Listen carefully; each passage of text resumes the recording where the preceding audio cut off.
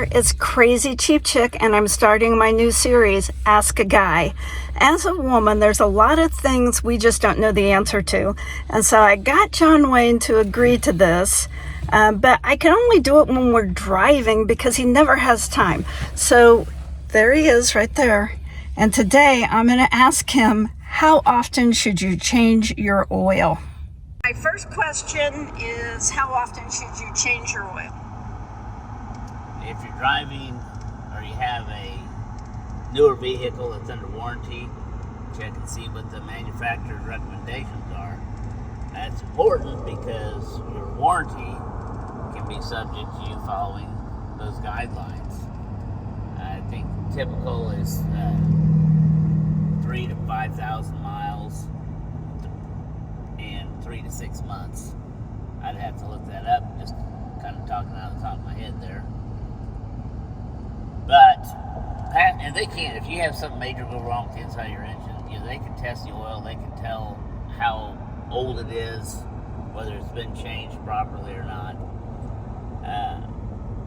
But if you have an older vehicle, again, that 3,000 mile, that's kind of the mark that I use for not only our personal vehicles, but the company vehicles. It's changing your oil regularly is the number one thing you can do to prolong the life of your engine. People just don't think about it. There's endless stories of people who buy a vehicle, they've not been taught anything about maintenance, and they'll just drive it till the engine blows, and then the mechanics find that oil was never changed. It's I think a whole generation has gone that has not been taught how to do maintenance on anything. But your vehicles, they're not an investment, they're an expense. And the less you take care of them, the more expensive they get. But that oil change is very, very important. What if you go over 3,000 miles? I mean, is it gonna... That's a guideline. No, I mean, but you just have to have a schedule. I mean, it's not going to magically at 3,000 miles your engine blows or it's so dirty.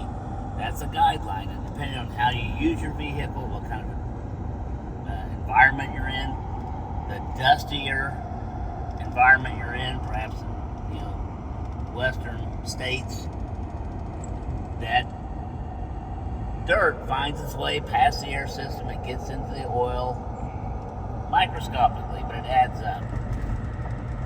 But the environment your engine is in does influence the condition of the oil.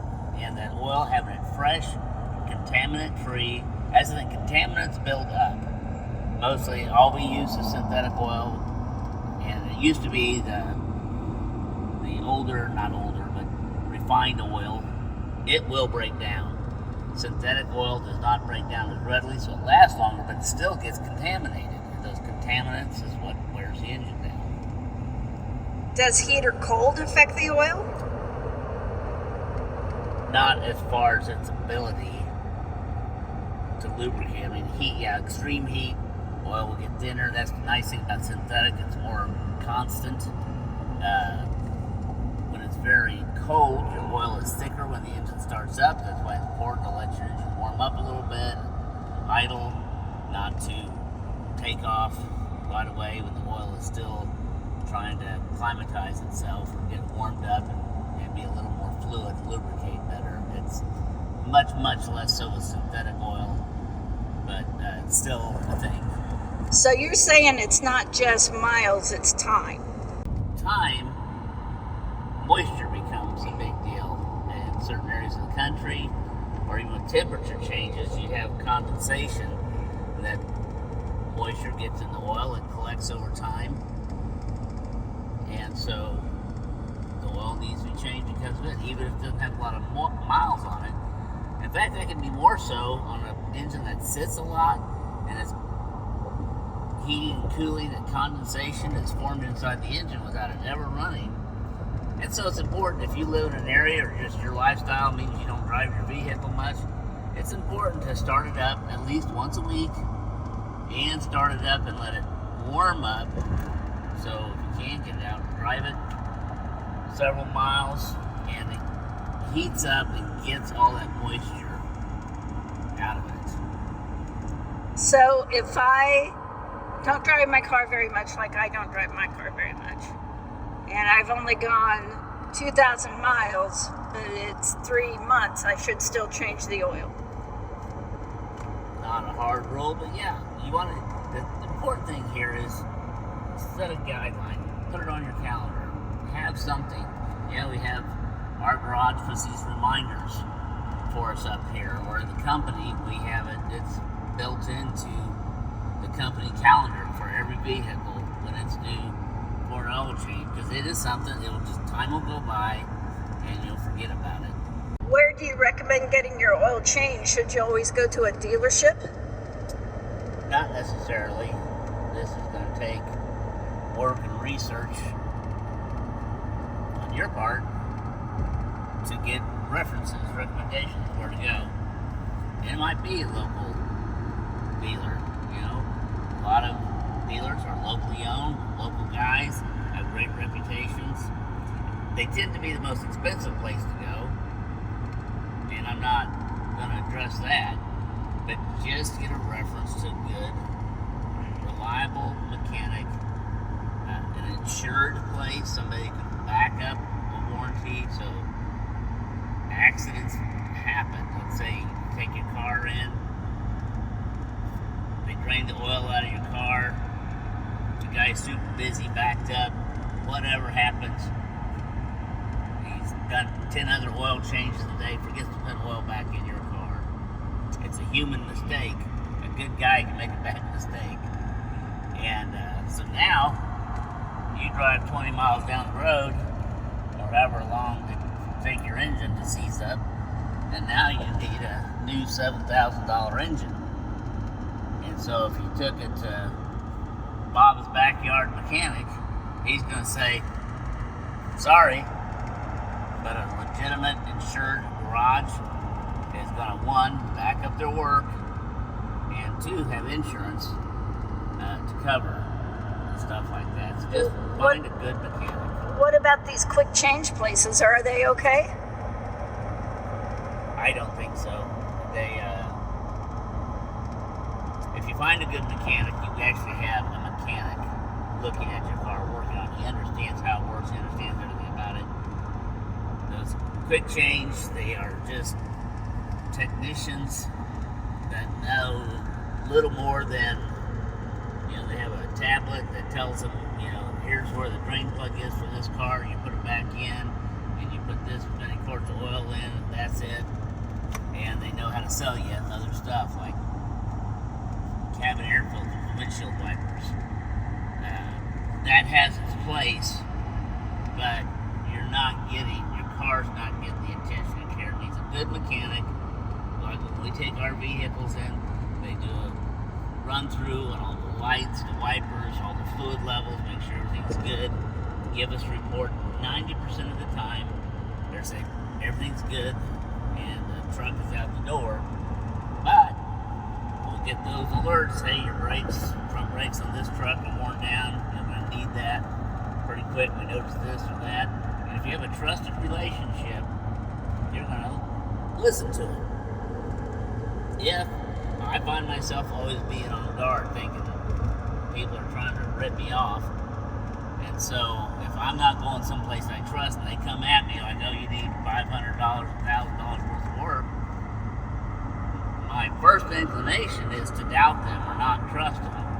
And so it may very well not get work that I need done. And so that's why the trusted relationship is very important. As a woman, how do I know how much to pay for an oil change? Well, you can do an online check for your area. It's going to vary depending on where you live, but most of the quick lube places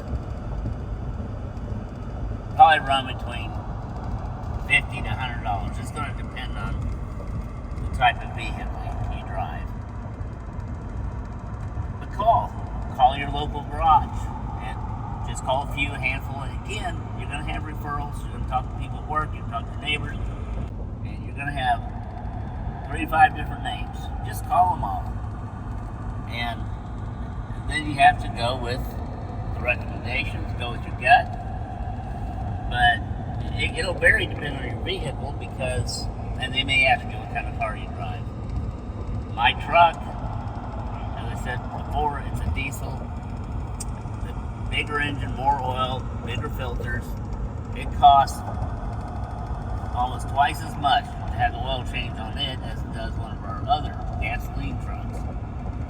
But that's the price I pay for the work that I do with this diesel engine. We do a lot of towing, so I have certain requirements I need for this, and that's why I have this type of truck.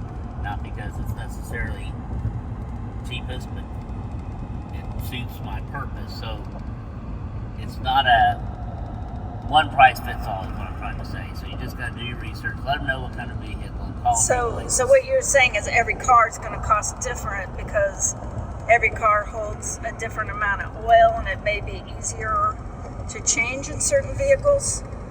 Yeah, it's not every car. I mean, there's classes of cars. You know, a Honda Accord and a Toyota Camry, they're going to be about the same. It's the same.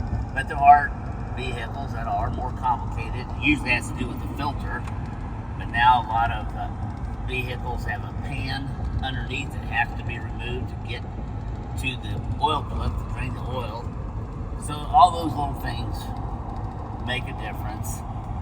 But these are known things that the garages all know, so they can give you, usually over the phone or online, they can give you a pretty close idea of what it's going to cost. How come sometimes these quick lube places are more expensive than even a dealership?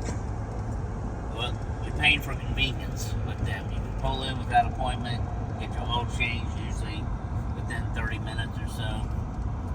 It's just like going to a convenience store and you get half a gallon of milk there, you get half a gallon of milk at the grocery store, you're going to pay a lot more for it at the convenience store because you're paying for convenience.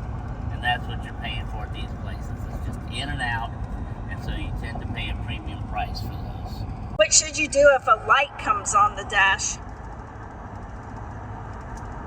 Well, before a light comes on, you need to understand what that light means.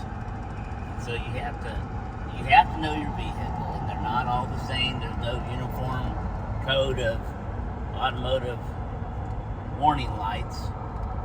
So you need to understand whether it's looking at the owner's manual, looking it up online, watching YouTube videos. You need to understand what's in front of you, and when your car is trying to communicate with you, what it's saying. So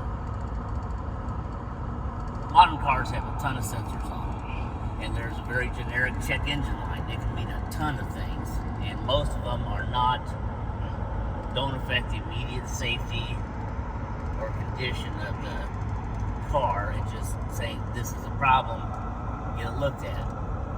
However, if you have a light start flashing at you, then it's telling you this is immediate, especially the check engine light or oil pressure light. Then you need to pull over as quickly as you can safely and shut the engine off. So don't even try to make it to a gas station. No, you need to pull over. I realize you might be in a place, a very congested city highway with no safe place, but you got to start looking and thinking how to get off the highway as fast as possible, or get over to the shoulder as soon as it's safe and get the engine shut off. So that service engine soon light can mean a lot of different things, but if it's flashing, it's immediate, get the engine shut off. Exactly. What else could it mean, though, if it just comes on? There's all kinds of sensors.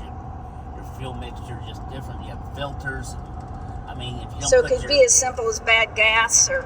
Yeah, it could be as simple as not having your fuel lid tightened, literally. So it can be very simple things. So if the gas cap wasn't put on tight, it could cause this certain... Okay. But if it starts flashing, get off.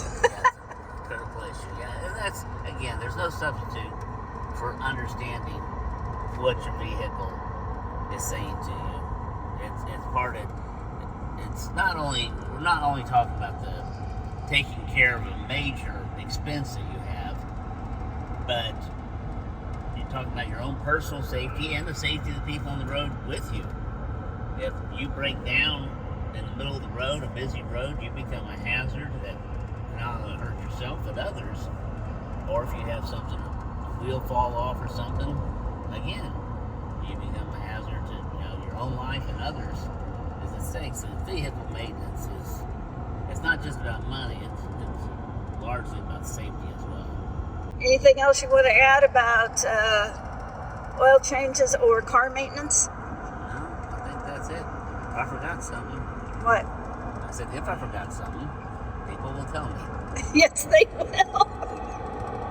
So what I took out of this is if a light comes on my dash, I should not cover it up with a black electrical tape. I should pay attention to it. That's correct, yes. Well, guys, thanks for watching the video. I hope you enjoyed it, and I hope you learned a little bit about oil changes. If you did like the video, give John Wayne a thumbs up, comment, share, best yet subscribe. And if you want John Wayne to do more Ask a Guy videos, leave a question in the comments so we know what video to make next. Sometimes us ladies just don't know everything that guys know, just like they don't know everything we know, like they can't find the ketchup in the refrigerator, or they don't know how to get stains out. So we all know different things. If you want more videos like this, make sure and leave a comment. I'll talk to you soon. Thanks for watching.